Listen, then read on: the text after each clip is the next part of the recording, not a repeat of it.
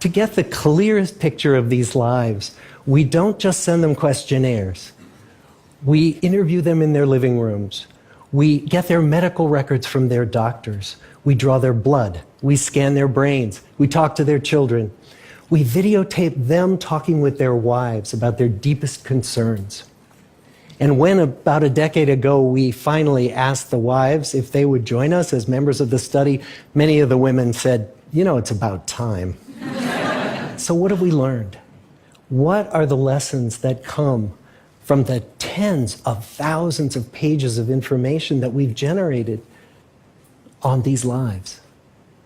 Well, the lessons aren't about wealth or fame or working harder and harder. The clearest message that we get from this 75-year study is this: good relationships keep us happier and healthier, period. We've learned 3 big lessons about relationships.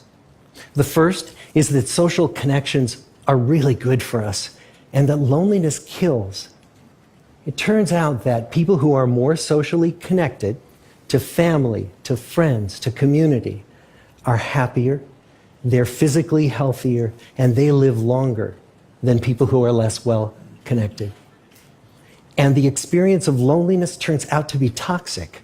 People who are more isolated than they want to be from others find that they are less happy, their health declines earlier in midlife, their brain functioning declines sooner, and they live shorter lives than people who are not lonely.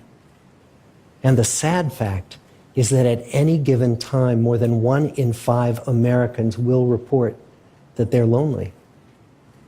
And we know that you can be lonely in a crowd and you can be lonely in a marriage. So the second big lesson that we learned is that it's not just the number of friends you have, and it's not whether or not you're in a committed relationship, but it's the quality of your close relationships that matters. It turns out that living in the midst of conflict is really bad for our health. High conflict marriages, for example, without much affection, turn out to be very bad for our health, perhaps worse than getting divorced. And living in the midst of good, warm relationships is protective. Once we had followed our men all the way into their 80s, we wanted to look back at them at midlife and to see if we could predict who was going to grow into a happy, healthy octogenarian and who wasn't.